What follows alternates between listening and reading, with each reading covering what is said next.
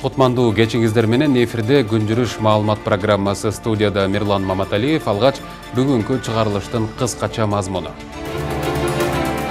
Кыргызстан кийинки жылдын апрелине чейин 1 миллиард киловатт саат электр энергиясын импорттайт. Өлкөдө суу тартыштыгы барбы жана эл жарыксыз калбайбы? Туризм тармагында 180 000 адам жумушсуз калды. Оор абалга кептелген тармак кантип бутуна турат? Кымыздын сезону башталды. Кыргызстандыктар иммунитетин кантип көтөрүп жатышат жана ден соолукту чыңдоодо улуттук суусундуктун орду тууралуу бүгүнкү чыгарылышта кабарчылар айтып берет.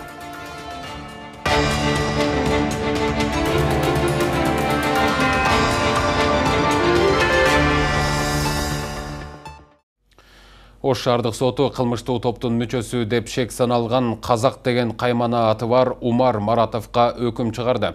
Ал 16 жаштагы кызды зордуктаган деген айып менен 10 жылга эркинен ажыратылып, сот залынан камакка алынды. Ош шаардык сотунун басма сөз катчысы Бекзат Осмонкуловдун белгилөөсүндө шаардык соттун чечимине нааразы болгон тараптар 10 күн ичинде даттануусун жогорку сот инстанциясына жиберүүгө акылуу. Казак деген каймана аты бар Умар Маратов бир канча ирет уурулук жана каракчылык беренелери менен соттолуп чыккан.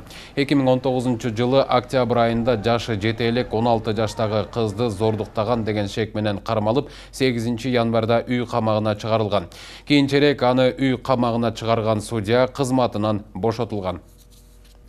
Акыйкатчы Токон Мамытов УКМКнын тергөө абагында кармалып жаткан айрым мурдагы жетекчилер менен жолугуп чыкты. Мекеменин басма сөз кызматы кабарлагандай, омбудсмен жолуккандардын катарында мурдагы президент Алмазбек Атамбаев, мурдагы вице-премьер Дүйшөн Зилалиев, Бишкектин экс-мэри Албек Ибраимов, Энерго холдингдин мурдагы жетекчиси Айбек Калиев, экс-депутат Каныбек Осмоналиев, Атамбаевдин жубайынын аты аталган иш боюнча кармалган Бектурсун Айталиев менен Сардор Абдрахманов бар. Осмоналиев ден соолугу начар болуп жатканын айтып, далил катары президенттин жана өкмөттүн иш башкармалыгынын клиникалык ооруканасынын медициналык аныктамасын көрсөткөн.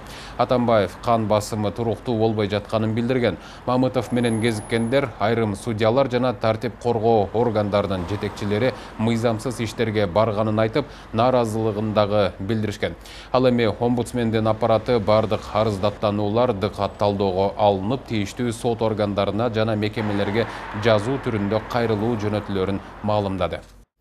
Премьер-министр Мухаммедкалый Абылгазиев кыска мөөнөттүү эмгек өргүүсүнө чыкты. Ал вице-премьер-министрлердин катышуусунда отурум өткөрүп, мындай чечимдин кабыл алынышына радио жыштык боюнча жогорку кеңеште анын дарегине айтылып жаткан сын пикирлер себеп болгонун түшүндүргөн. Ал тергөөгө кандайдыр бир кысым көрсөтүүлөр боюнча айыптоолордон алыс болуу үчүн, ошондой эле аны калыс жүргүзүү максатында эс алууга кетип жатканын айтты. Байланыш боюнча мамлекеттик агенттиктеги жыштык сатууга байланышкан коррупция иши тууралуу кийинки материалда.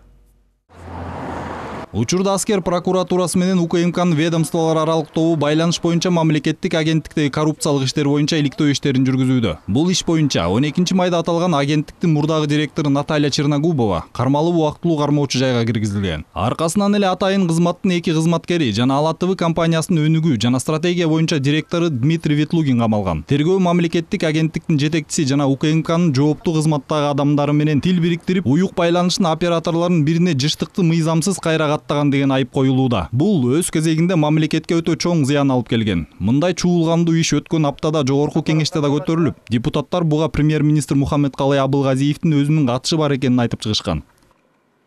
Каттадан өтүңүздөр. Мурдараак Ата Мекен фракциясынын жыйынында дагы депутат Каныбек Иманалиев жыштык сатуудагы жемкордук боюнча айрым маалыматтарды ачыктаган. Азыр чоң соттор болуп атат. Элестетип көрүңүздөр, Зимин Россиядагы эң атактуу миллиардер. Мен Билайынга 800 мегагести алыш үчүн 96-жылы 5 миллион доллар төлөгөн дейт. Биздин азаматтар 200 мегагести 700 сом төлөп койду. Мегагес алтындан да прибыль. Кече экөөнү кармады түрмөдө, тураган. Мурун Кыргызстанда лицензия сатуу чоң коррупция болсо, азыр ГЭЦ жыштыкты сатуу чоң коррупция болду. Ала ТВнын тегерегиндеги бул чыр алгачкы эмес. 2018-жылы башкы прокуратура кызматтык абалынан кыянаттык менен пайдалануу жана келишим түзүү Кыргызстандын кызыкчылыгына каршы келген мамлекеттик сатып беренелери боюнча кылмыш ишин козгогон. Тергөө материалдары Финполго өткөрүлүп берилген. Иликтөө иштеринин жүрүшүндө мамлекеттик байланыш агенттигинин кызматкерлери 2016-жылдын 27-декабрында Нур Телеком уюлдук компаниясына тийиштүү төлөмсүз радио жыштыкты ижарага алууга укугуна лицензия бергени аныкталган. Ошол эле учурда радио жыштык тилкелери ижарага берүү боюнча аукцион болгон эмес. Иштин материалында 2016-жылы Альфа Телеком менен Sky Mobile компаниялары жыштык бөлүп берүү өтүнүчү менен кайрылганы белгиленген. Бирок алар бош тилке жок деген жооп алышкан. Укук коргоочулардын айтымында мыйзамсыз берилген 2 лицензиянын айынан аткаминерлер мамлекетке 298 миллион 803 миң сом зыян келтиришкен. А парламентарийлер келтирген зыяндын көлөмүн 1 миллиард сом деп эсептешүүдө.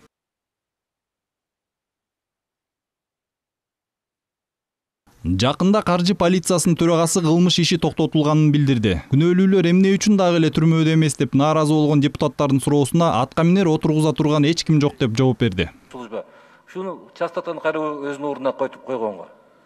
Бирок азыркы кезде дагы бир консультацияга иштеп атабыз. Түшүндүм. Кызмат абалынан кыянаттык менен пайдалануу фактысы боюнча мамлекеттик байланыш агенттигине таандык дагы бир кылмыш иши бар. Мекеменин кызматкерлери Мегалайн интернет провайдерине радио жыштык спектрин пайдалануу лицензиясын мыйзамсыз узарткан деп айыпталган. Бирок лицензия жаңыртылгандан 3 күндөн кийин келишим бузулган. Премьер-министр Мухаммедкалый Абылгазиев анын дарегине айтылган жыштыктарды сатуу боюнча айыптоолорду четке кагууда. Бүгүн кыска мөөнөттө эмгек өргүүсүнө чыкты. Мындай чечимди өкмөт башы тергөөгө кандайдыр бир басым болушу ыктымал деген дооматтарга жол бербөө жана аны калыс өтүшү үчүн кабыл алганын билдирди. Абылгазиев канчасына чейин эс алууда болорун ачыктаган жок. Болгону биринчи вице-премьер-министр Кубатбек Бороновго өргүү учурунда өкмөттүн ишин координациялоону жана мамлекеттик органдардын туруктуу иштешин камсыз кылууну тапшырды. Жогорку кеңеште өкмөттүн жана премьер-министрдин дарегине радио жыштык ресурстарын узартуу жана аны кайра каттоого тийиштүү кылмыш ишине байланыштуу сын пикир жана күнөөлүү эместигимди далилдөө чакырыгы айтылды. Мен мамлекеттин экономикалык кызыкчылыктарын сактоону жана жыштыктарды ачык аукциондо сатууну, ошондой эле мыйзам талаптарына жооп бербеген тараптардын лицензияларын алууну колдоп келгендигимди баса белгилеп кетким келет. Бул туурасында мен жогорку кеңештин жыйынында да айткам. Дагы бир жолу териштирилип жаткан ишке менин эч кандай тиешем жок экенин белгилеп кетейин. Бул маселени саясатташтырбоо керек деп эсептейм. Укук коргоо органдары объективдүү жана ар тараптуу тергөө жүргүзүп, күнөөлүүлөр жоопкерчиликке тартылууга тийиш.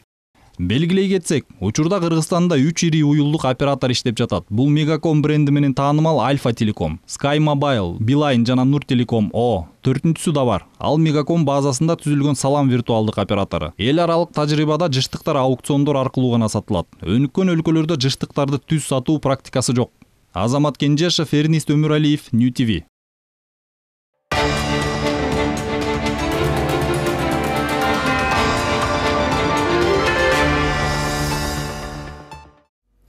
Гапар Айтиев атындагы Кыргыз улуттук көркөм сүрөт музейинен жоголгон 2 сүрөттүн түп нускасы табылган жок. Бул тууралуу парламент жыйынында Маданият, маалымат жана туризм министри Азамат Жаманкулов билдирди. Анын айтымында учурда сүрөттөрдүн жоголушуна тиешеси бар адамдардан төлөтүп алуу боюнча иштер жүрүп жатат. 2 сүрөт тең жасалма экен, түп нускасын тапкан жокпуз. Азыр рыноктук баасын төлөп берүүнү же ошондой эле нарыктагы башка картиналарды сунуштап жатышат, дейт Жаманкулов. Эске салсак, былтыр аталган музейдеги баалуу 2 сүрөт жасалма экени ачыкталып, ошол учурдагы музейдин директору Юристанбек Шыгаев Николай Сверчковдун кыл калеминен жаралган Ит менен ат жана Николай Генин Бакуниндин портрети аттуу сүрөттөрүнүн түп нускасын алганын атайын түзүлгөн комиссия аныктап чыккан. Март, апрель, май айларында пайдаланылган электр энергиясы үчүн келген төлөмдөргө туум кошулбайт, бирок ал июнь айына чейин төлөнбөсө эсептеле баштайт. Мындан улам мүмкүнчүлүгү барлар эски карыздарынан кутула бергени оң. Ошондой эле күз-кыш айларында энергетикалык каатчылык болот. Себеби токтогул суу сактагычына суунун топтолгону нормадан төмөн болууда. Учурда анын көлөмү 12 миллиард куб метрди түзөт. Тургундарды үзгүлтүксүз электр энергиясы менен камсыз кылыш үчүн сырттан сатып алуу жагы караштырылууда. Күз-кыш мезгилинде күтүлүүчү каатчылык энергетиктер элди андан кантип алып чыгат? Дүйшөн Шаршенбеков айтып берет. Жаз айы жаан-чачын көп болуп, сел суу ташкындары арбын катталганы менен тоотон түшкөн суулардын көлөмү аз. Жайында болсо кургакчыл болот деп болжолдонууда. Мунун залакасы күз-кыш айларында байкалышы мүмкүн. Улуттук энергия холдингдин маалыматында Токтогул суу сактагычында суунун көлөмү учурда 12 миллиард 300 миллион куб метрди түзөт. Бул өткөн жылга салыштырмалуу 1 миллиард 400 миллион куб метрге, 2018-жылга караганда 3 миллиард 500 миллион куб метрге аз. Быйылкы жылы суу аз деп бардыңыздар айтып келатабыз, бардыңыздар билесиздер.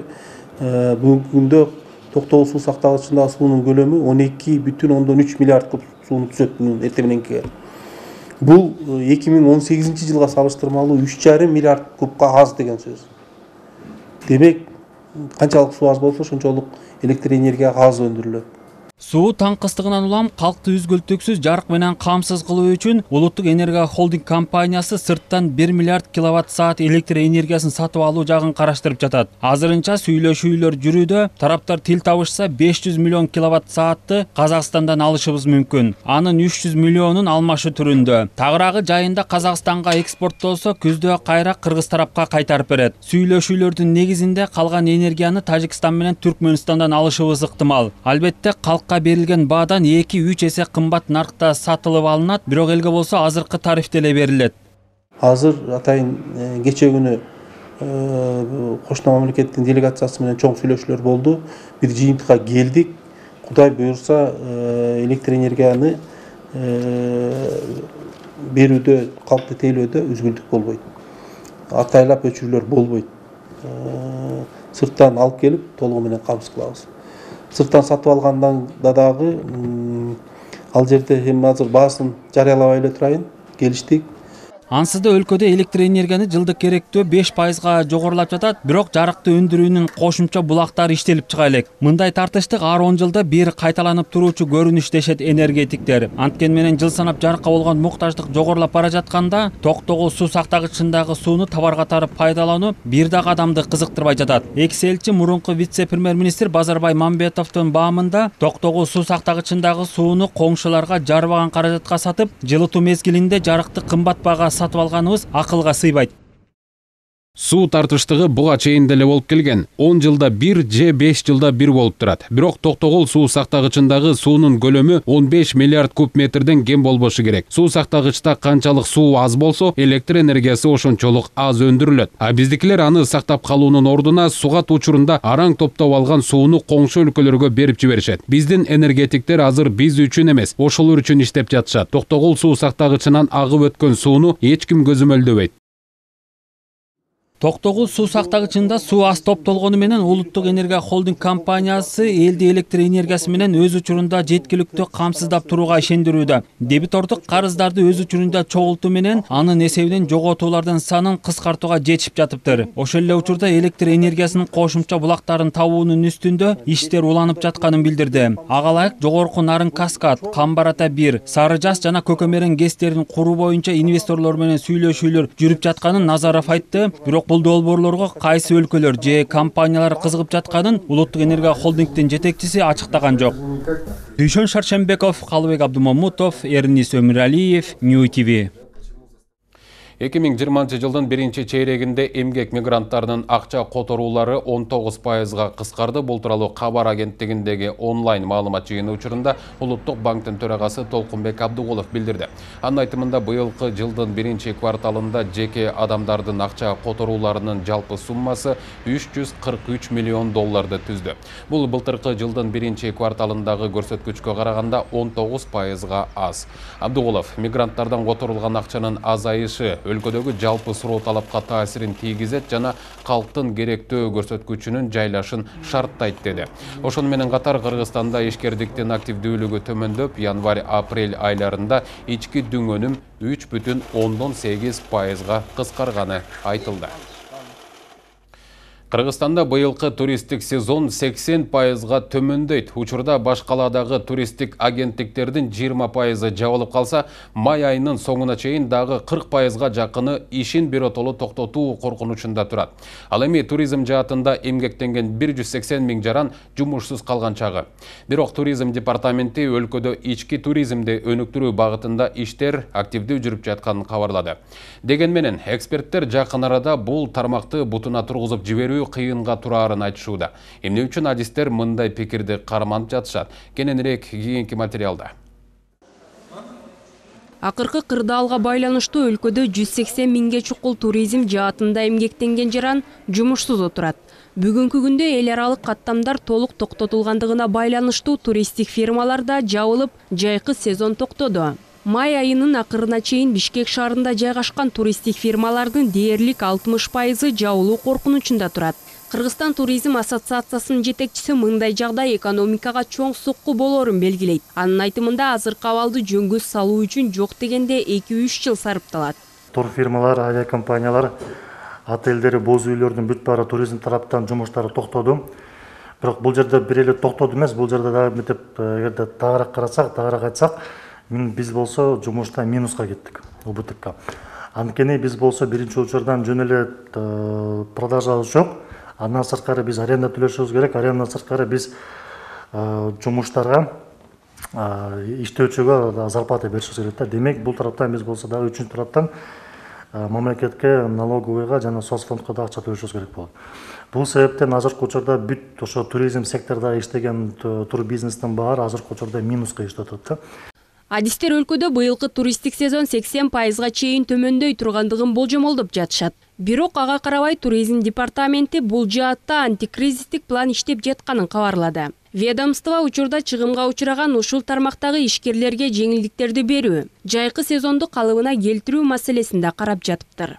Бир чоң үмүт кылып турабыз, ошол бир июльдан, августтан башталып кала турган болсо, балким кандайдыр бир пайыз ошол мурунтан пландаштырган туристтердин саны келиши мүмкүн деп турабыз да. Бирок былтыркы жылдын статистикасына байланыштырып прогноз жасаган болсок, мисалы үчүн 2019 жылда 613 миллион АКШ доллары бул туризм кызматынын экспорттун көлөмү да, акча жагынан. Быйыл 20 жылга биз 700 миллион АКШ долларын прогноздогонбуз январь айларында. Бирок эми корректировка болуп, азыр ойлоп атабыз ушул бир 80%га чейин жоготууга учурайбызбы депчи. Белгилей кетсек, өлкөдө буга чейин туристтик сезон апрель айынын аягынан тартып май айында эле башталчу.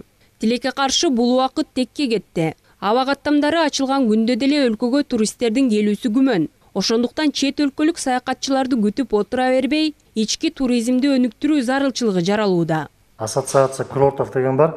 Алар менен чогуу да иштеп атабыз. Демек, ошол эле бир эле ысык көл эмес бул жердечи. Бул жерде ошо Сары Челекте, Нарын тарапта, Ош тарапта бүт отель, гостевой домдор менен сүйлөшүү аткарылып атат. Демек, жок дегенде бир 20%га баалар арзандатабыз да. Авиакомпания, тур фирмаларга, отелдерге биз болсо 2021 жылдын аягына чейин бүт налогтордун баарын алышыбыз керек. Эмнеге? Себеп биринчиден биз болсо азыркы учурда ошол туризм тарапта иштеген адамдарды жумуш жок калтырганга мүмкүнчүлүк калтырбашыбыз керек. Эгерде алар жумуш жок калса, демек Кыргызстан ичинде кайра эле ошол безработица көбөйөт. Деген менен ички туризмди өнүктүрүүдө эң алгач эс алуунун баасына көңүл буруу абзел. Анткени карапайым калктын кымбат баадагы эс алуучу жайларга барууга чарк чамасы жете бербейт. Эксперттердин айтымында мамлекет туризмди өнүктүрүүнү кааласа, ишкерлерге кандайдыр бир шарттарды коюудан мурун эркиндик берүүсү кажет. Кыргызстанда бизнес жүргүзүү үчүн эң алгач эркиндик керек. Ошондо гана бул тармак өнүгөт. Андан тышкары, биз туристтерди океандын ары жагынан эмес, жакынкы оңчо өлкөлөрдөн күтүп, ошолорго ылайыктуу шарттарды түзүшүбүз зарыл. Бизге Казакстан, Орусия, Өзбекстан сыяктуу жакын жактардан келишет. Ошол эле учурда адистер Кыргызстан токтоп калган туризмди жандантып, жарнама иштери менен алек болгуча туристтик сезон аягына чыгып калбаса болду деп каатыр болушууда. Ансыз деле 2 айдан ашык убакыт текке кетти. Тазагүл Эмилбекова, Алтынбек Сакиев, Нью ТВ. Кыргызстандагы туристтер үчүн кеңири таралган сунуштардын бири бул кымыз менен дарылоо. Майдын аягы менен өлкөдө бээнин сүтүн жана саамалды дарылык үчүн ичүү мезгили башталды. Бээнин сүтүн ичүү мезгили июндун аягында, чөп куурайын деп жана үркөр жылдызы чыгып калганда аяктайт. Андыктан сүт же саамал ичем десеңиз, айтылган мезгилге чейин жетишип калыңыз. Бээнин сүтүнүн кандай пайдасы бар жана аны менен кантип дарыланса болорун кабарчыбыз Тазагүл Эмилбекова баяндайт. Азыр бээнин сүтүн жана саамалды дарылык үчүн ичүү мезгили. Бул жай Бишкектен анча алыс эмес аралыкта жайгашкан. 10 күндөн бери атайын дарылануу максатында бээнин сүтүн ичип жаткан Зейнеп Жапарова ден соолугу бир топ жакшырып калганын айтат.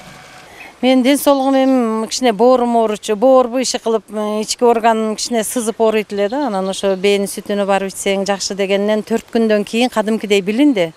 Кадимкидей мындай жеңилдеп калдым да. Ошо буюрса дагы бир 5 күн келип ичсемби деген оюм бар эле, бүгүн 10 күн болду, билбейм, буюрса келип дагы 5 күн ичсемби деп атам анан. Бээнин сүтүн жана кымызды ар кандай дарттардан арылуу үчүн кеңири колдонуп келишет. Ар бир адам үчүн саамал ичүүнүн жекече тартиби да бар. Негизинен бул дарылык касиети бар суусундукту бир күндө 5 маал ичүү сунушталат. Ал эми дарылоо курсу 10 күндөн 14 күнгө чейин. Шаардыктар учурдагы кырдаалга байланыштуу да иммунитетти көтөрүү максатында дарыланып жатышкандыктарын билдиришти. Мен быйыл жылкынын сүтүн ичип атканыма биринчи жыл кичине ден соолукка байланыштуу ичип очищение организма кылып коелук деп келдик. Бул жылкынын сүтү абдан таасирдүү дейт, касиети күчтүү дейт. Биринчи күндөн баштап 50 граммдан ичип баштап, анан 200 граммга чейин көбөйтүш керек экен дешет. Ошо 50 граммдан ичип баштадык элек, анан 4-5 күндөн баштап уже 200 граммга көтөрүп, азыр 200 граммдан ичип атабыз. Бул жакка мен кызым менен келдим. Сүт абдан күчтүү экен, 3-4 күнгө чейин такыр курсак ачпайт экен, эчтеке болбойт экенсиң. Анан 3-4 күндөн баштап организм көнүп калгандан кийин түшкө маал кичине жеңил тамак ичип коюп атабыз. Ал эми 10 жылдан ашык убакыттан бери бул иш менен алектенип жаткан Сталбек мырза бээнин ууз сүтү 200 ооруга дары экенин белгилейт. Айтымында саамал сүттү ичүү мезгили июндун аягында, чөп куурайын деп калганда жана үркөр жылдызы чыккан маалда аяктайт. Андыктан сүт же саамал ичем десеңиз, аталган мезгилге чейин келип жетишип калышыңыз керек. 5 маал салат. Ошо жерде элдер келишет, шаарга жакын, бир 15 километр, 14 километр болот шаардан жакындык. Ошо эртең менен саат 9га келишет. 9тан анан 5 маал ошо жерде отуруп ичишет, өздөрүнүн тамактарын ала келишет. Эми биз биринчи жыл баштаганда ушул Таштөбөдөн болобуз, Таштөбө айылынан өзүбүздүн айылда ушул эмеге сааганбыз ошо жерден. 10 чакты беге жакын саап, анан баягы элге алыс, айылдын ичи болгондуктан баягы мындай жайыт жок, жайыт тарыраак болгондуктан анан ушул жака келип, сайылды саап, то есть элдерге жакын. Медицинада да бээнин сүтүн ичүү адамдын нерв системасына жакшы таасир берип, кургак учуктун таякчаларын өлтүрө турган касиети бар экендигин аныкташкан. Андан тышкары адамдын ашказан ичегилеринин иштешин да жакшыртат. Саамал ичип ден соолугун чыңдоого келген кардарлар бир гана дарылануу менен алектенбестен, табияттын койнунда көңүлдүү эс алып, бири-бири менен жакындан тааныш болуп калышат. Гүлгүн жашай, гүлгүн жаш, жалын жашай, жалын жаш, кайда калды? Эскерте кетүүчү жагдай бээнин сүтү аллергиясы барларга, ашказан ичегилери ооругандарга жана кан басымы барларга сунушталбайт. Тазагүл Эмилбекова, Алтынбек Сакиев, Нью ТВ. Карантин бишкектиктерге жакшы адаттарды үйрөттү. Үй бүлөсүнө көңүл бөлө албай жүргөндөр 2 ай бою балдарынын жубайынын кашында болсо, кээ бирлери колу жетпей жүргөн үй жумуштарын бүтүрүп алышты.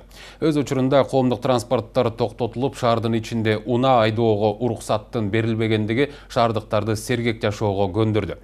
Мисалы, айрым тургундар көнүп калгандыктан кала ичинде велосипед, самокат менен жүрүүнү адатка айлантып алышты. Жолдо жүрүүнүн альтернативдүү түрүн тандагандар Дүйшөн Шаршенбековдун материалында. Каладагы дүкөндөрдөн буйртма алып иштеген Анвардын самокатка өткөндөн бери жолдо жүрүү түйшүгү кыйла эле жеңилдеген. Ал 2 дөңгөлөктү электр каражатына кызыгып жүрүп, 2,5 ай мурун сатып алган экен. Ага чейин коомдук транспортто кысылып жүргөндүктөн альтернативалуу жолду тандап алганга туура келген. Самокатты алгандан бери көчөдө калам, тыгында турам деген ой жок. Ага бөлүнгөн каланын түштүк тарабын 2ге бөлүп кыдырат. Кечкисин үйүнө барганда электр энергиясына кошуп коет, бир жолку кубаттандырылган темир күлүгү менен Анвар 40 чакырым жүрө алат. Мен көчөдөн басып жүрүп велосипед алайын деп үмөттүм. Жумушум обычно мен басып магазиндер кыдырып заказ алмай да агент болуп иштейм. Ошондуктан скутер алганга аргасыз болдум. Канча болсун алам деп ошодон чечтим да. Карантин башталганга чейин алдым да. Мен билген эмесмин карантин башталып кетет деп. Не планировал да ушундай элечи. Сразу эле карантин башталып кетти. Элдин баары жөө жүрүштү, как иштегендер, а мен болсо как кыйналган жокмун. Мурат мырза жубайы менен кичүү уулуна велосипед тандап жүргөн чагы. Мындагы уулу 2 баласынын шайтан араба тепкенин көрүп, атаандашып алып бергиле деп ата-энесинин жанын койгон эмес. Айласы кеткенде жубайлар көкүрөк күчүгүнүн айтканын орундатуу үчүн шаар кыдырып, ылайыктуусун карап жүрүшөт. Кишинин ошо прогулкага чыкканда кичине өзү сергек болсун деп ошого ылайыктап караштырып атабыз. Аба ырайы тазаланмак болуш керек да, биринчиден. Анан эми элдин баары эле машина менен жүргөндөн билбейм, айта албайм көпчүлүккө. Ар ким өзүнө эметет да, мен. Азыр каланын ири базарларында велосипедтерди тизип алып соода кылган жол четиндеги атайын жайларда жалаң эле шайтан араба тандагандар. Айрымдары өздөрү үчүн тандап жатса, кээ бирлери балдарына караштырып жүрөт. Демейде баркы жок транспорттун бул түрү карантинде тургундардын эң баалуу каражатына айланды. Коомдук транспорттун жүрүшүн күтүп отурбай, велосипед менен ээн эркен каттап жатышты. Бир жагынан ден соолукка пайдалуу сергек болоорун түшүнүшсө, зыяндуу заттардын абага тарашындагы алдын алууга мүмкүн экендигин билишти. Мындан улам борбордо транспорттордун кошумча түрүнө болгон суроо талап жогорулагандыктан баасы да өскөндүгү байкалды. Баркын түшүнгөндөр баягы сарайда жаткан велосипедтерин алып чыгып ремонт кылып иштеди. В основном ремонт болду. Күнүнө ар кандай болуп калат, кээде болбой калат. 3-төн 5ке чейин болот. Кудайга шүгүр, коомдук транспорт жок болгондугунан жумушка барып келүүгө зарыл болгондугунан алып атышты. Аны менен катар быйыл Бишкек шаарында 18,5 чакырымдык веложол менен тротуарлар салынат. Былтыр башталып, бирок бүтпөй калгандыктан ушул жылы толук бүткөрүү көздөлүүдө. Учурда Манас проспектисинин чыгыш тарабы, Байтик Батыр көчөсүнүн батышы шайтан араба менен жүрүүгө ылайыкташтырылып жатат. Курулуш иштери менен бирге тротуарларды, жол белгилерин жаңылоо жана аң чуңкурларды оңдоо жумуштары кошо жасалууда. Биздеги чоң бул айлампа жол Манас көчөсү, резиденциядан баштап Чүйгө чейин, Чүйдөн Советский көчөсүнө чейин, Советский көчөсүнөн кайра айланып, кайра резиденцияга чейин бул чоң кольцо болду. Муну дагы биз пландап атабыз, Кудайым буйрса, 1-июнга бүткөнгө. Жумуштун 60% бүттү десем жаңылышпайм, даже 70% бүттү. Борбор каланын так ортосунда жайгашкан веложол менен тротуар айланма түрүндө курулуп, түштүк менен түндүгүн бириктирет. Мындан тышкары Ден Сяопин көчөсүнүн түштүк тарабындагы веложолго ылайыкташтырылууда. Ал аркылуу Сокул районунун аймагына чыгып кетсе болот. Дүйшөн Шаршембеков, Калыбек Абдымамутов, Эрнис Өмралиев, New TV. Ушун менен берүүбүздү жыйынтыктайбыз. Саламатта туруңуздар.